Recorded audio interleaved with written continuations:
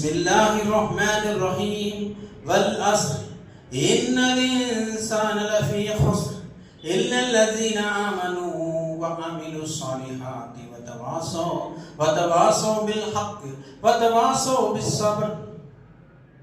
అల్హమ్దులిల్లాహి రబ్బిల్ ఆలమీన్। సమస్త స్తోత్రాలు సకల లోకములకు ప్రభువు, పాలకుడు, పోషకుడు, సృష్టికర్త, యజమాని అయిన ఆ అల్లాహ్కి మాత్రమే చెల్లుతాయి। సోదరులారా, నేను మీ ముందు చెప్పబోయే అంశము అల్ అస్ర్, 103వ సూర। ఈ సూరా యొక్క వ్యాఖ్యానం, దీని గురించి ఉలమా చెప్తున్నారు, ఈ సూరా యొక్క అర్థాన్ని గనక పూర్తిగా ఎవరైనా తెలుసుకున్నట్టయితే వారి యొక్క జీవితాన్ని, పూర్తి జీవితాన్ని వృధా చేయరు, సన్మార్గంలో పెట్టుకుంటారు। దీన్ని పూర్తి అర్థం చేసుకుంటే చాలు, సాఫల్యవంతులవుతారు। అల్హమ్దులిల్లాహ్, అంత గొప్ప అర్థం ఈ సూరాలో। మరి అల్లాహ్ ఈ సూరాలో ఏం చెప్తున్నాడు? వల్ అస్ర్ ఇన్నల్ ఇన్సాన లఫీ ఖుస్ర్ ఇల్లల్లజీనా ఆమను వ అమిలుస్ సాలిహాతి వ తవాసౌ బిల్ హక్ వ తవాసౌ బిస్ సబ్ర్। కాలం సాక్షిగా మానవుడు నష్టంలో పడి ఉన్నాడు। మరి ఎవరైతే విశ్వసిస్తారో మరియు సత్కార్యాలు చేస్తారో, ఒకరికి ఒకరు హితబోధ చేసుకుంటారో, తబ్లీగ్ చేసుకుంటారో, మరియు సహనంతో ఉంటారో, వారు నష్టంలో లేరు అంటారు। ఇక్కడ అల్లాహ్ సుబ్హానహు వ తఆలా ప్రధానంగా 4 విషయాలు చెప్తున్నారు। ఈ 4 విషయాలు ఆచరించేవారు నష్టంలో లేరు। మరి ఎవరైతే ఈ 4 విషయాల్లో ఏ ఒక్క విషయంలో లోపమున్నా ఆచరించకపోయినా వారు నష్టంలో ఉన్నారు। ఉదాహరణకి, మనం అల్లాహ్ని సంపూర్ణంగా విశ్వసించాము, సత్కార్యాలు చేస్తూ ఉన్నాము, హితబోధ చేస్తూ ఉన్నాము, సహనంతో లేదు, ప్రతి విషయానికి కోప్పడిపోతూ ఉన్నాము। అది ఇంట్లో అవ్వచ్చు, జమాతులో అవ్వచ్చు, ఎక్కడైనా అవ్వచ్చు, అలాంటి వారు నష్టపోతారు। అదేవిధంగా విశ్వసించాము, సత్కార్యాలు చేస్తూ ఉన్నాము, సహనంతో కూడా ఉన్నాము, కానీ హితబోధ లేదు, మంచి చెడుల విషయంలో ఎవరికి మనం తబ్లీగ్ చేయట్లేదు, వారు నష్టంలో ఉన్నారు। అదేవిధంగా విశ్వసించాము, అన్నీ చేస్తున్నాము, సత్కార్యాలు లేవు, వారు నష్టంలో ఉన్నారు।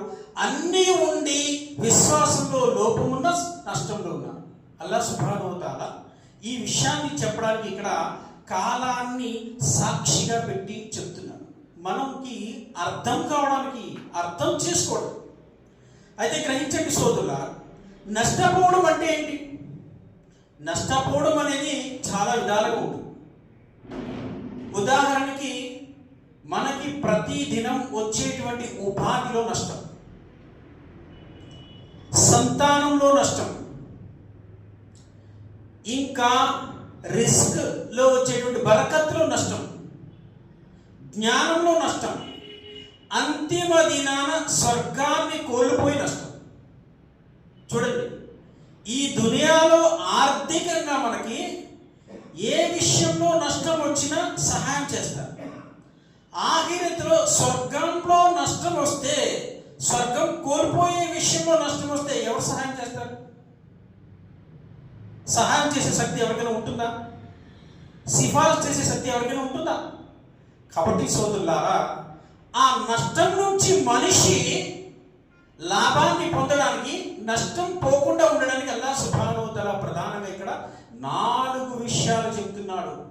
మరి ఈ 4 విషయాల్లో మనం ఎలా ఉన్నాం, ఏ విధమైనటువంటి ఆచరణ కలిగి ఉన్నాం? ప్రతి ఒక్క ముస్లిం, ప్రతి ఒక్క విశ్వాసి ఒకసారి తనకు తాను పరిశీలన చేసుకోవాల్సి ఉంటుంది। మొదటి విషయం గురించి చర్చించుకుందాం। మొదటి విషయం ఏంటి? అల్లాహ్ ఇక్కడ ఏం చెప్తున్నాడు? విశ్వాసం। అయితే ఇది ఎలా ఉండాలి? అల్లాహ్ సుబ్హానహు వ తఆలా ఖురాన్ మజీద్లో సూరే బకరా 2వ అధ్యాయం ఆయత్ నంబర్ 155, 156. ఇక్కడ చెప్తున్నాడు చూడండి. వలనబ్లువన్నకుం బిషైఇం మినల్ ఖౌఫి వల్ జూఇ వ నక్సిం మినల్ అమ్వాలి వల్ అన్ఫుసి వత్ థమారాతి వబశ్శిరిస్ సాబిరీన్ అల్లదీన ఇదా అసాబహుం ముసీబతున్ ఖాలు ఇన్నా లిల్లాహి వ ఇన్నా ఇలైహి రాజిఊన్ ఉలైక అలైహిం సలవాతుహుం మిర్ రబ్బిహిం వ రహ్మ వ ఉలైక హుముల్ ముహ్తదూన్. అల్లాహ్ ఏమంటున్నాడు? మేము వారిని ఏదో విధంగా పరీక్షిస్తూ ఉంటాం. భయము, ఆకలి, ధనము, ప్రాణము, ఆహార నష్టానికి గురి చేసి మేము పరీక్షిస్తూ ఉంటాం.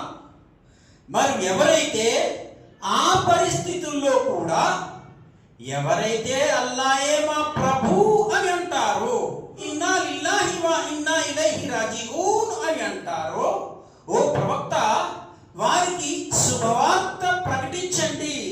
ఆ అల్లాహ్ వైపు నుంచి కారుణ్యము, శుభాలు ఉన్నాయని, సాఫల్యం పొందేవారు వీరే.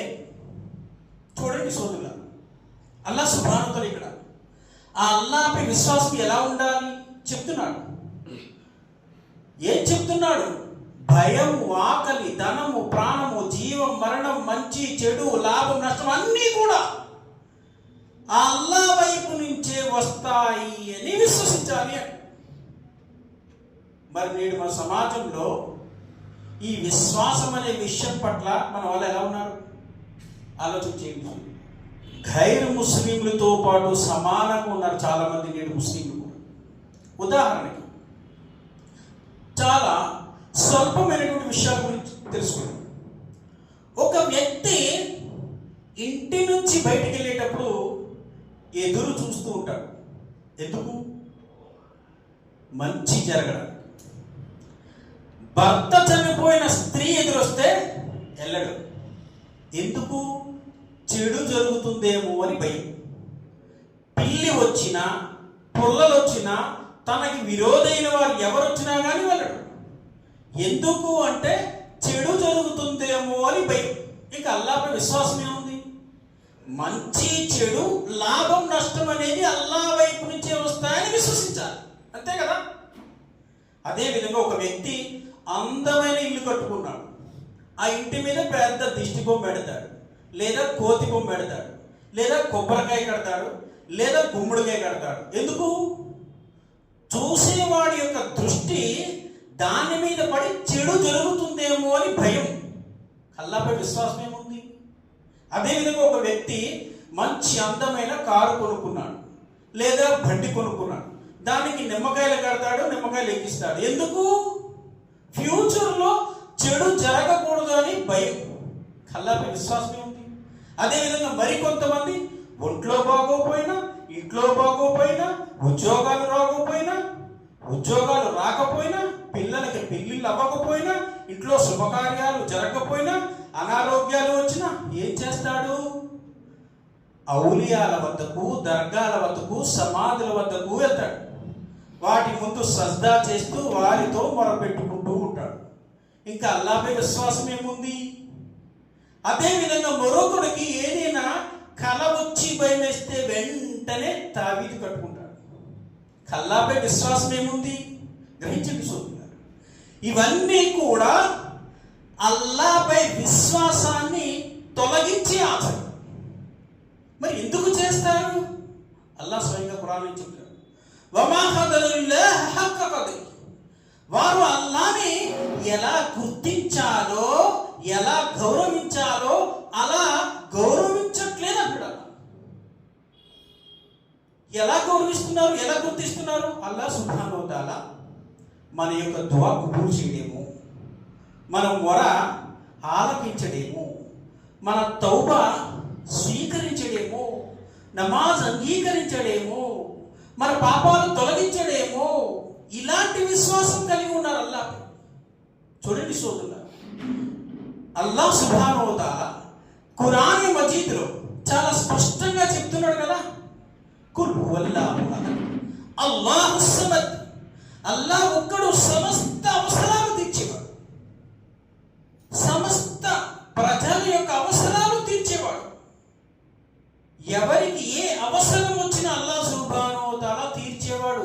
ఖురాన్ హదీసులు పరిశీలించినట్టయితే సమస్త ప్రవక్తలు అల్లాహ్ని అడిగారు. మొట్టమొదటి మానవుడు ఆదాం నుంచి ప్రవక్తలందరూ ప్రతి విషయాన్ని అల్లాహ్ని అడిగారు. అల్లాహ్ సుబ్హానహు వ తఆలా వారి మొరను తీర్చాడు కదా, వారి కష్టాలను తీర్చాడు కదా. అలాగే సహాబాలందరూ కూడా ప్రతి చిన్న విషయాన్ని, వాకియా వస్తుంది, ఒక చెప్పు తెగిపోయినా కానీ సహాబాలు అల్లాహ్ని అడిగేవారట. చెప్పు తెగిపోతే అంటే ప్రతి చిన్న విషయాన్ని కూడా అల్లాహ్తో మొరపెట్టుకునేవారు. అల్లాహ్ సుబ్హానహు వ తఆలా వారి మొరను తీర్చేవారు. చూడండి సోదరులారా, అల్లాహ్ సమస్త మానవుల అవసరాలు, సమస్త జీవరాశుల అవసరాలు తీర్చేవాడు. సమత్ అల్లాహ్.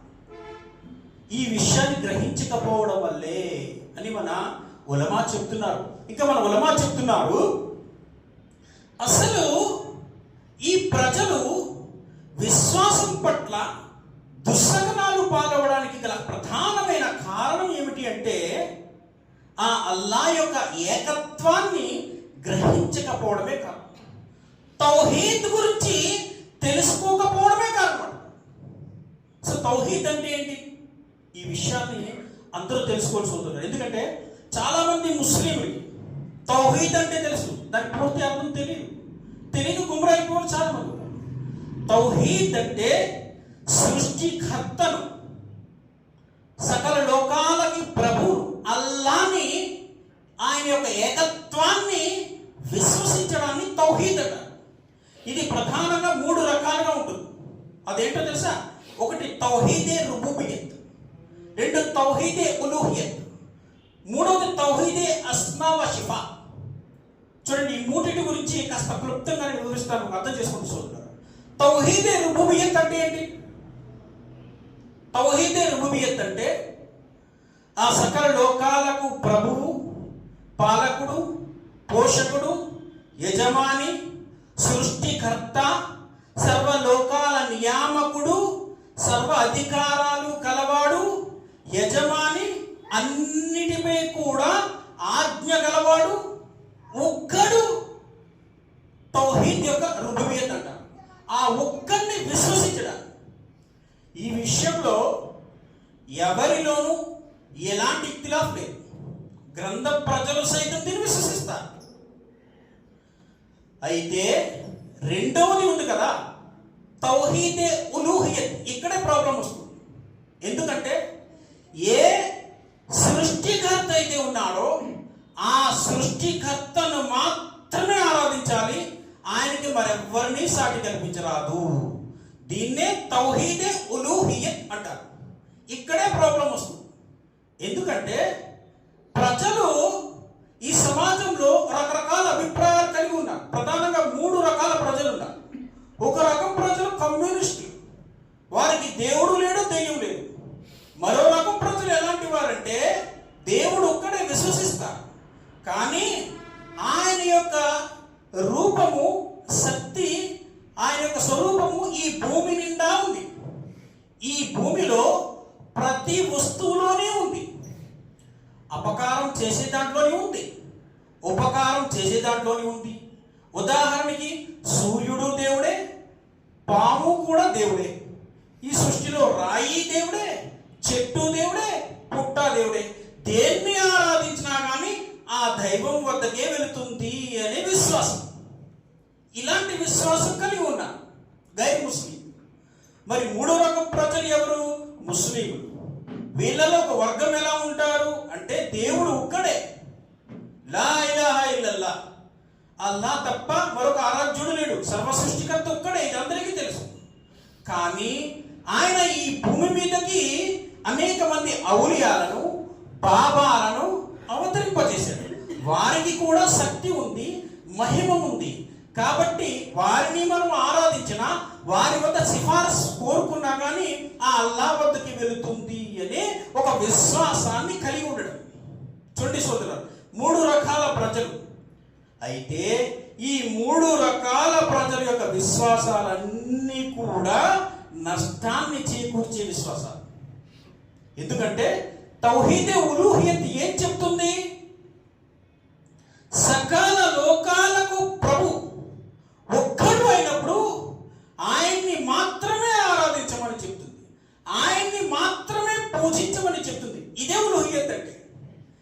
ఎవరైతే దీనిపై ఉంటారో అల్హమ్దులిల్లా వారు విశ్వాసంలో సాఫల్యం పొందారు.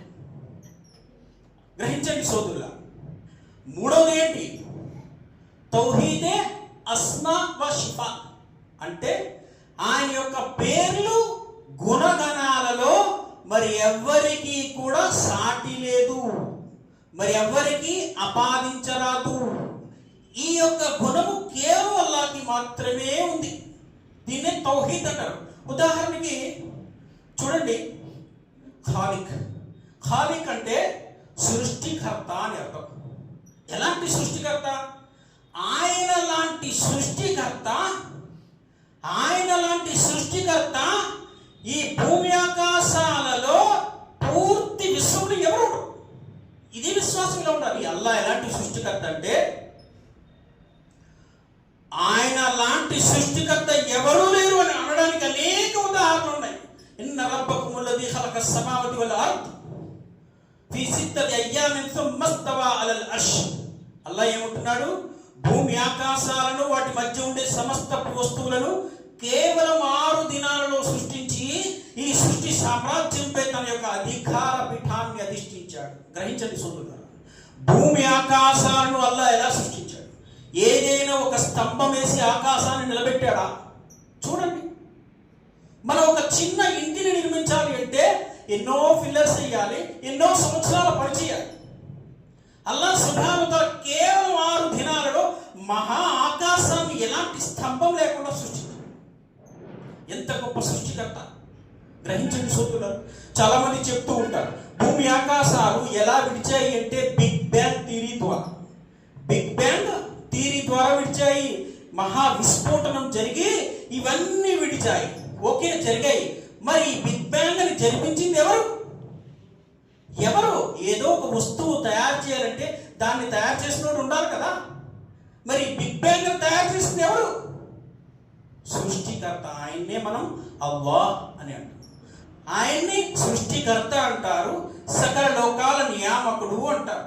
అరబ్బీలో అల్లా అంటాం, అంతే. ఈ అరబ్బీలో అల్లా అనే పదాన్ని గైరు ముస్లింలు అర్థం చేసుకోకపోవడం వల్లే సమస్య. కాబట్టి సోదరులారా, అర్థం చేసుకోవాలి. ఆ సృష్టికర్త ఈ విశ్వాన్ని, భూమిని ఎలా సృష్టించాడంటే సైన్స్ చెప్తుంది. చూడండి సోదరులారా, ఈ భూమి ఒక గంటకు 1670 కిలోమీటర్ల వేగంతో తనను చుట్టూ తాను తిరుగుతూ ఉంటుంది. సైన్స్ చెప్పే మాట 1670 కిలోమీటర్ల వేగంతో. మరి ఇదే భూమి తన చుట్టూ తాను తిరుగుతూ మొత్తం సూర్యుని చుట్టూ తిరుగుతుంది. అది గంటకు 1,00,000 కిలోమీటర్ల వేగంతో తిరుగుతుంది. ఎప్పుడైనా పరిశీలన చేశారో? సైన్స్ చెప్పే మాట, సైన్స్ ద్వారా నిరూపితమైనటువంటి విషయాలు. మరి అదే మొత్తం సౌర వ్యవస్థ ఈ స్పేస్ లో తిరుగుతూ ఉంటుంది గంటకి 7,20,000 కిలోమీటర్ల వేగంతో ఈ స్పేస్ లో తిరుగుతుంటుంది. అంటే ఉదాహరణకి చెప్పాలంటే ఇక్కడ మనం నుంచున్నామా, మరో క్షణంలో కొన్ని వందల కిలోమీటర్ల దూరంలో ఉంటాం. ఇక్కడ చూడకూడదు, మన స్పేస్ లో చూస్తే. అల్లాహ్ సుబ్హానహు వ తఆలా ఎంత గొప్ప సృష్టికర్త అంటే ఈ స్పేస్ లో అవి తిరుగుతూ ఉంటాయి, ఒకదానిలో ఒకటి చొచ్చుకుంటూ పోతూ ఉంటాయి. పక్క పక్కనే పెద్ద పెద్ద గ్రహాలు, ఉల్కలు, నక్షత్రాలు తిరుగుతుంటాయి. కానీ ఒకటికి ఒకటి ఎప్పుడు కూడా ఢీకొనదే. ఢీకుంటే ఏమవుతుంది? సర్వనాశనం. అదే ఆ సర్వ సృష్టికర్త యొక్క క్రియ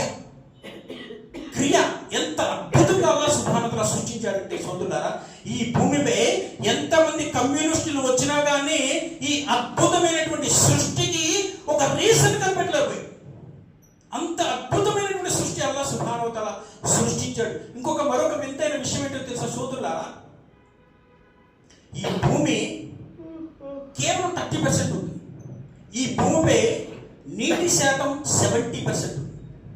గమనించండి, ఇంత వేగంగా 1,00,000 కిలోమీటర్ల వేగంతో భూమి తిరుగుతుంది కదా.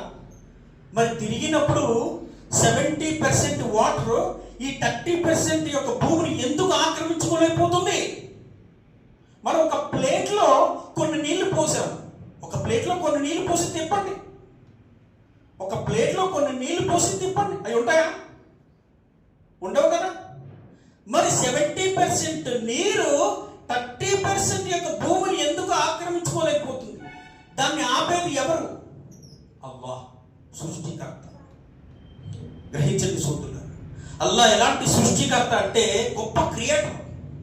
ఆయన అలాంటి సృష్టికర్త ఎవరు ఉండరు. అందుకే ఖాలిక్ అనే పదానికి సృష్టికర్త అనే పదం వచ్చింది అంటే దీనికి ఎవ్వరు కూడా ఆపాదించలేదు. ఒక్క పేరు మాత్రమే చెప్పాను మీకు. అలాంటి 99 పేర్లు ఉన్నాయి. రజ్జాకుల్, ఉపాధి ప్రదాత. ఎలాంటి ఉపాధి ప్రదాత? అల్లా ఈ భూమిపై చీమ నుంచి ఏనుగు వరకు ఎన్ని జీవరాశులైతే ఉన్నాయో వాటన్నిటికీ కూడా ఒకేసారి ఆహారాన్ని పెట్టేటువంటి గొప్ప ఉపాధి ప్రదాత.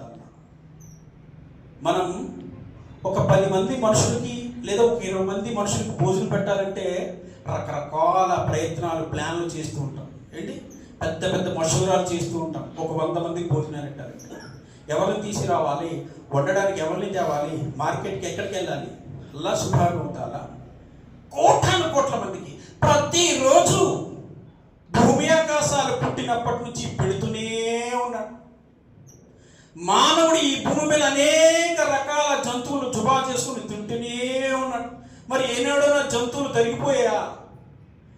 అనేక కాయగూరలు కోసుకుని తింటూనే ఉన్నాడు. మరి ఏనాడైనా కాయగూరలు లేవా మార్కెట్లో? ఎలా ప్రసాదిస్తున్నాడు అల్లాహ్ సుబ్హానహు వ తఆలా, గొప్ప ఉపాధి ప్రదాత. అందుకే అల్లాహ్ సుబ్హానహు వ తఆలా అని ఆయన యొక్క పేర్లను ఎవరు కూడా ఆపాదించలేరు. అంత గొప్ప పేర్లు ఉన్నాయి. దీన్నే తౌహీదే అస్మా వ సిఫాత్ అంటారు. ఈ 3 రకాల తౌహీద్లను అల్హమ్దులిల్లా ఎవరైతే విశ్వసిస్తారో వారు ఎలాంటి షిర్కు చేయరు, ఎలాంటి బిదాతు చేయరు. దీని అర్థం చేసుకోకపోతేనే విశ్వాసంలో నష్టపోతారు. అందుకే అల్లాహ్ సుబ్హానహు వ తఆలా ఇక్కడ ఏం చెప్తున్నాడు? కాలాన్ని సాక్షిగా పెట్టి చెప్తున్నాడు. ఏం చెప్తున్నాడు? మానవుడు నష్టంలో ఉన్నాడు విశ్వసించే విషయంలో మరియు సత్కార్యాలు చేసే విషయంలో అని 4 విషయాలు చెప్పాడు. కాబట్టి సోదరులారా, మనము నష్టపోయే వారిలో ఉండకూడదు. వీటి ద్వారా మనం గ్రహించేది ఏంటంటే నష్టపోయే వారిలో ఉండకూడదు. అల్హమ్దులిల్లా సాఫల్యం పొందే వారిలో ఉండాలి. మంచి, చెడు, లాభం, నష్టం, జీవం, మరణం అన్ని అల్లాహ్ వైపు నుంచే వస్తాయి అని విశ్వసించాలి. అల్హమ్దులిల్లా మొదటి విషయం చెప్పాను. మరి ఈ విషయంలో మన విశ్వాసం ఎలా ఉంది అనేది ఒకసారి పరిశీలన చేసుకుంటూ చూడండి. రెండవది ఏంటి? సత్కార్యాలు. సత్కార్యాలు అంటే ఏంటి? నమాజ్, జకాత్, రోజా, హజ్, తల్లిదండ్రుల పట్ల విధేయత కలిగి ఉండడం, ఇరుగు పొరుగు వాట్ల మంచిగా ఉండడం, ఇవన్నీ సత్కార్యాలే. అయితే ఒక సహబీ వచ్చి దైవ ప్రవక్తను అడిగారు, ఓ దైవ ప్రవక్త, సత్కార్యాలన్నిటిలోని కూడా ఉత్తమమైన సత్కార్యం ఏంటి? నమాజ్ అన్నాడు. ఎందుకంటే నమాజ్ అల్హమ్దులిల్లా అల్లాహ్కి మనల్ని అత్యంత దగ్గరగా చేసేటువంటి గొప్ప సాధనం. ఆ అల్లాహ్ మనల్ని ఇష్టపడేటువంటి గొప్ప ఆచరణ కలిగి ఉంది నమాజ్లో. నమాజ్ అల్లాహ్ సుబ్హానహు వ తఆలా దువాని అంగీకరించేలా చేసేటువంటి ఆచరణ, మన తౌబా స్వీకరించేలా చేసేటువంటి ఆచరణ, మన పాపాలను ప్రక్షాళన చేసేలా చేసేటువంటి ఆచరణ. నమాజ్ నరకాగ్నిని చల్లారుతుంది అన్నారు దైవప్రభు. నరకాగ్నిని చల్లారుతుంది అన్నారు. నమాజ్ క్రమశిక్షణ నేర్పుతుంది. మన యొక్క సంతానం పట్ల క్రమశిక్షణ నేర్పుతుంది. మన ఇంట్లో అల్లాహ్ యొక్క నూర్, ఆయన యొక్క శుభాలు కార్యం వచ్చేలా చేస్తుంది. భార్య, పిల్లలు, టోటల్ కుటుంబం అంతా అల్లాహ్ యొక్క ఇష్టానికి దగ్గర చేస్తుంది. చూడండి సోదరులారా, నమాజ్ ఎంత గొప్ప ఘనత కలది అంటే అల్హమ్దులిల్లా ఒక్క మాటలో చెప్పాలంటే అంతిమ దినాన అల్లాహ్ ముందు నుంచున్నప్పుడు మన తరఫున నమాజు సమాధానం చెప్తుంది, సిఫార్సు చేస్తుంది. నమాజీ అని జన్నత్కి కామయాబ్ అయ్యేలా చేస్తుంది నమాజ్. మరి ఎంతవరకు మనం ఆచరిస్తున్నాం? మరి ఈ నమాజ్ని మనం ఎంతవరకు ఆచరిస్తున్నాం సోదరులారా? ఇక్కడ రెండో విషయంగా చెప్పబడి ఉంది సత్కార్యం. ఎందుకంటే చాలామంది నమాజ్ విషయం పట్ల చాలామంది గుమ్రా అయిపోయినారు. చాలామంది ఇప్పుడు జుమ్మా అయిపోయిందా, అస్సర్ నమాజ్కి వస్తారారో కూడా తెలియదు, మగ్రిబ్ కూడా కష్టమే. అలాంటి పరిస్థితుల్లో ఉన్నా గ్రహించండి సోదరులారా, నమాజ్ ఎలాంటిదంటే అల్హమ్దులిల్లా అల్లా అంటున్నాడు, యా అయ్యుహల్లదీనా ఆమనూ ఖూ అన్ఫుసకుమ్ వఅహ్లికుమ్ నారా వఖూదుహన్ నాస్ వహిజారా, మిమ్మల్ని మీరు నరకాగ్ని నుండి రక్షించుకోండి మరియు మీ కుటుంబాన్ని రక్షించండి. బగబగమండే ఆ నరకాగ్ని నుండి. అది ఎలాంటిదంటే మనుషులు రాళ్ళు దానికి ఇంధనం కానున్నారు అంటారు. చూడండి సోదరులారా, ప్రతి నమాజు సమయానికి ఒక దైవదూత మొదటి ఆకాశానికి వస్తాడు, వచ్చి చెబుతాడు, ఓ విశ్వాసులారా, నమాజు సమయం ఆసన్నమైంది, మీరు నమాజు ఆచరించండి, నరకాగ్నిని చల్లార్చండి అని. ప్రతి మనిషి కోసం నరకంలో అగ్ని మండుతూ ఉంటుంది.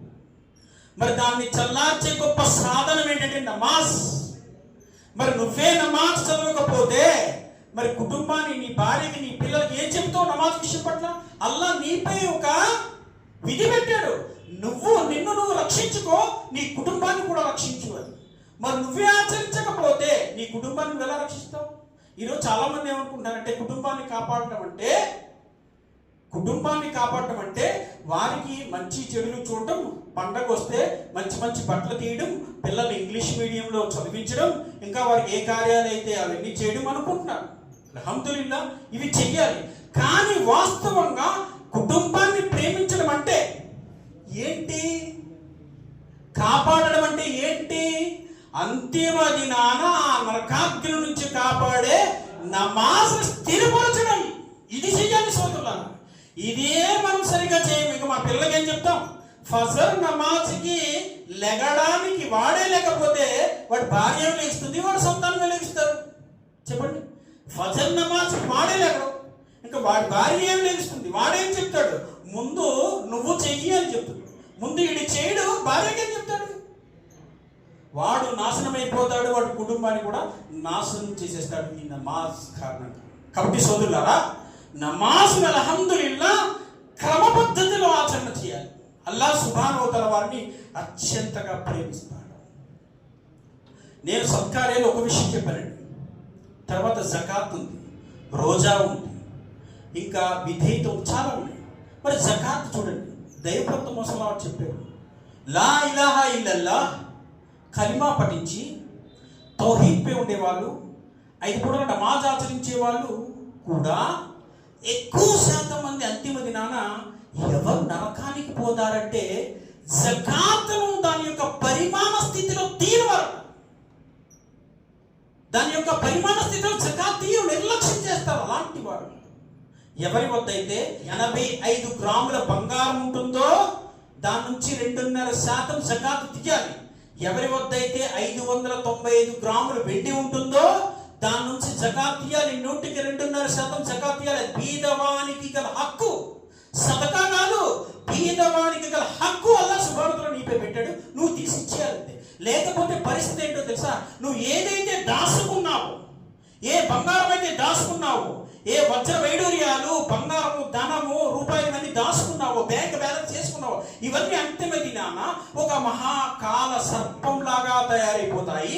ఆ మనిషిని చుట్టుకొని వాడు 2 దవడలు పట్టుకుని నొక్కుతూ ఉంటాయి, నేను నీ బంగారాన్ని, నీ మూల ధనాన్ని అంటాయి.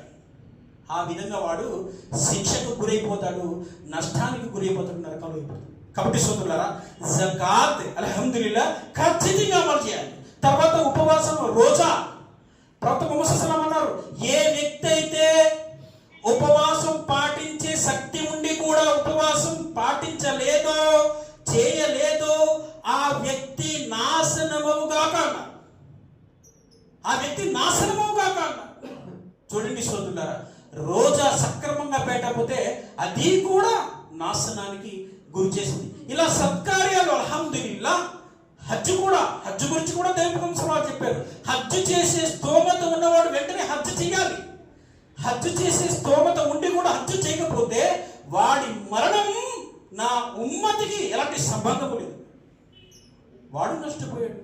కాబట్టి సోదరులారా, విశ్వసించి సత్కార్యాలు అనేవి సక్రమంగా చేస్తే వారు నష్టం నుంచి బయటపడతారు, నష్టంలో ఉండరు. ఖురాన్లో హదీసులు చెప్పే మాట. అదేవిధంగా మూడో విషయం ఏంటంటే హితబోధ, తబ్లీగ్. ఒక వాక్యం వస్తుంది ఏంటి, అల్లాహ్ సుబ్హానహు వ తఆలా ఒక దైవదూతను పంపుతాడు, ఫలానా ఊరిలో అజాబ్ వేసి రాని. దైవదూతలు వెళ్తారు, ఆ ఊరిలో ఒక వ్యక్తి నమాజ్ ఆచరిస్తూ ఉంటాడు. దైవదూతలు అజాబ్ వేయరు, అల్లాహ్ వద్దకు వెళ్ళి అల్లాహ్తో చెబుతారు, అల్లా నువ్వు ఆ ఊరిలో అజాబ్ వేయమన్నావు, కానీ అక్కడ ఒక వ్యక్తి నమాజ్ ఆచరిస్తూ ఉన్నాడు, నిన్ను ఆరాధిస్తూ ఉన్నాడు. అల్లాహ్ సుబ్హానహు వ తఆలా ఏమంటాడు, శిక్ష అనేది అజాబ్ అనేది వాడి దగ్గర నుంచి ప్రారంభించాడు. ఎందుకంటే వాడికి వాడే అల్లాహ్ని తెలుసుకుని, అల్లాహ్ ఘనతను తెలుసుకుని నమాజ్ ఆచరిస్తున్నాడు, ఎవరికి చెప్పట్లేదు, హితబోధ అనేది లేదు. కాబట్టి సోదరులారు, అక్కడి నుంచి అజాబ్ ప్రారంభమైంది. తబ్లీగ్ చాలా ప్రధానమైనది సోదరులారు. మనం పరిశీలించినట్టయితే ఈరోజు ఇస్లాం ఇక్కడికి రాగడానికి గల కారణం కూడా తబ్లీగ్, హితబోధ. హితబోధ కారణంగానే అల్హమ్దులిల్లాహ్ ఇక్కడికి మనం వచ్చాం. కాబట్టి సోదరులారా, దావత్ అనేది చాలా ప్రధానమైనది. అల్లాహ్ అంటున్నాడు, వమన్ అహ్సను కౌలన్ మిమ్మన్ దా ఇలల్లాహ్ వ అమిల సాలిహన్ వ ఖాల ఇన్నని మినల్ ముస్లిమీన్. ప్రజలు మంచి పనులు చేస్తూ ఇంకా నేను ముస్లింని అని ప్రకటించేవాడి మాట కంటే మరెవరి మాట మంచిది కాదు అంటాడు. అల్లాహ్ వైపుకు పిలుస్తూ మంచి పనులు చేస్తూ నేను ముస్లింని అని ప్రకటించేవాడు, దానికంటే మంచి మాట ఇంకోటి ఏది లేదండి. అల్హమ్దులిల్లాహ్. కాబట్టి సోదరులారా, ఈ పని ఏ పని అయితే ఉందో అల్హమ్దులిల్లాహ్ ఆ పని మనపై విధి అయి ఉంది, దాన్ని మనం పూర్తి చేయాలి. ఇది మూడో విషయం. నాలుగవది సబర్, సహనం. సహనం ఎలాంటిదంటే దీని గురించి పెద్ద పెద్ద ఉలమాలు చెప్పారు, సహబాల యొక్క మాటలు ఉన్నాయి. సహనం అనేది ఎన్నడూ కూడా బోర్లా పడనటువంటి ఒక వాహనం వంటిది అన్నాడు. ఆ వాహనానికి అసలు యాక్సిడెంట్ అనేది ఉండదంట. హజరత్ ఉమర్ రజియల్లాహు అన్హు వారు చెప్తున్నారు, ఒకవేళ అల్లాహ్ సుబ్హానహు వ తఆలా నాకు ప్రసాదించినటువంటి అనుగ్రహాలన్నిటినీ తీసేసుకుని ఒక్క సహనం సబరిస్తే చాలు, అల్హమ్దులిల్లాహ్ దీంతో నా పూర్తి జీవితం కనిపిస్తుంది. సహనం అంత గొప్పవే. మనం గ్రహించినట్టయితే ఒక మనిషి యొక్క పూర్తి క్యారెక్టర్, పూర్తి ఇస్లాం, పూర్తి జీవితం అనేది ఈ సబర్పై ఆధారపడి ఉంటుంది. సహనం అనేది లేకపోతే ఆ మనిషి యొక్క ఇస్లాం పూర్తిగా పోతుంది. సహనం చాలా ప్రధానమైందన్నమాట. అల్హమ్దులిల్లాహ్. ఇంకా మనం గ్రహించినట్టయితే సహనం గురించి చాలా వాక్యాలు ఉన్నాయి, కానీ సమయం లేదు. కాబట్టి ఈ 4 విషయాల్ని అల్లాహ్ సుబ్హానహు వ తఆలా చెప్పడానికి, ఎవరైతే ఆచరిస్తారో వారు నష్టంలో ఉండరు అనే విషయాన్ని అర్థం అవడానికి అల్లాహ్ ప్రారంభంలో చెప్తున్నాడు, కాలం సాక్షిగా అంటున్నాడు. కాలాన్ని సాక్షిగా పెట్టి చెప్తున్నాడు. ఎందుకంటే మనకి తెలుసు కాలం అనేది గతించిపోయింది, ప్రతీది కూడా మన యొక్క జ్ఞాన పరిధిలో ఉంది. గడిచిన ప్రతి నిమిషం, ప్రతి సెకండ్, ప్రతి గంట, ప్రతి రోజు, ప్రతి వారము, ప్రతి నెల, ప్రతి సంవత్సరము, మన జీవితకాలం పుట్టినప్పటి నుంచి ఎన్నైతే చూస్తున్నామో అవన్నీ కూడా మనం చూసేటువంటి కాలం. ఇది మనకి బాగా తెలిసిన విషయం. అందుకే దీన్ని అల్లాహ్ సాక్షిగా పెట్టి చెప్తున్నాడు. ఏం చెప్తున్నాడు? కాలం సాక్షిగా. మానవుడు నష్టంలో ఉన్నాడు, విశ్వసించేవారు నష్టంలో లేరు, సత్కార్యాలు చేసేవారు నష్టంలో లేరు, ఒకరికొకరు హితబోధ చేసుకునేవారు నష్టంలో లేరు, మరియు సహనంతో ఉండేవారు నష్టంలో లేరు అంటున్నాడు. వీటిలో దేనిలో లోపం ఉన్నవారు నష్టంలో ఉన్నారు. కాబట్టి సోదరులా, నేను అల్లాహ్ సుబ్హానహు వ తఆలాతో దుఆ చేస్తున్న వల్ల ఏ విషయాలైతే ఇక్కడ చెప్పడం జరిగిందో దీనిపై జ్ఞానాన్ని హాసిల్ చేసి అమలు చేసే భాగ్యాన్ని ప్రసాదించుము. ఆమీన్. మరి అల్లాహ్ సుబ్హానహు వ తఆలా ఏ విషయాలైతే ఈ 4 విషయాల్లో ఆజ్ఞాపించాడో ఈ విషయాలను మేము సంపూర్ణంగా ఆచరించే భాగ్యాన్ని ప్రసాదించము. అంతిమ దినం అల్లాహ్ సుబ్హానహు వ తఆలా మాకు జన్నత్ యొక్క సౌభాగ్యాన్ని ప్రసాదించము. ఆమీన్. ఆమీన్. వాఖిర్ దావానా అనిల్ హమ్దులిల్లాహి రబ్బిల్ ఆలమీన్. రబ్బనా తకబ్బల్